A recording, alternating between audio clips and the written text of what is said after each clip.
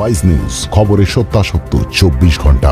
Big বস বিজয়ী Elvis যাদবকে সাপের বিষের মামলায় গ্রেফতার করেছে নয়ডা পুলিশ।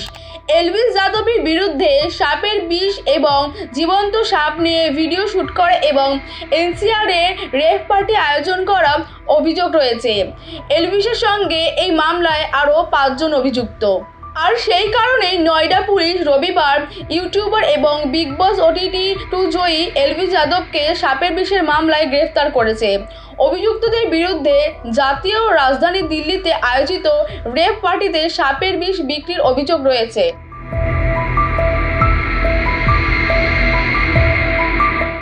এই ব্যাপারে বিজেপির সুলতানপুরের সাংসদ মানেকা গান্ধী পরিচালিত একটি NGO পিপলস ফর অ্যানিমেলসের থেকে পাওয়া তথ্যের ভিত্তিতে পুলিশ 2023 সালে নভেম্বরে নয়ডা সেক্টর 51-এর সেফরন ব্যাংকোয়েট হল থেকে 5 জনকে গ্রেফতার করেছিল।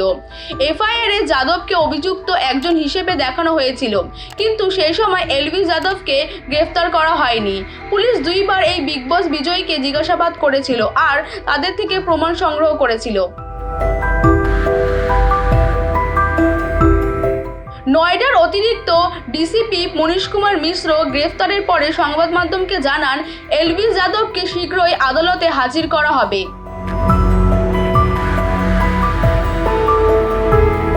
পশু কল্যাণ স্বেচ্ছাসেবী সংস্থা পিপল ফর অ্যানিমেলসের কর্তা গৌরব গুপ্তর অভিযোগের ভিত্তিতে FIR-এ নথিভুক্ত করা হয়েছে।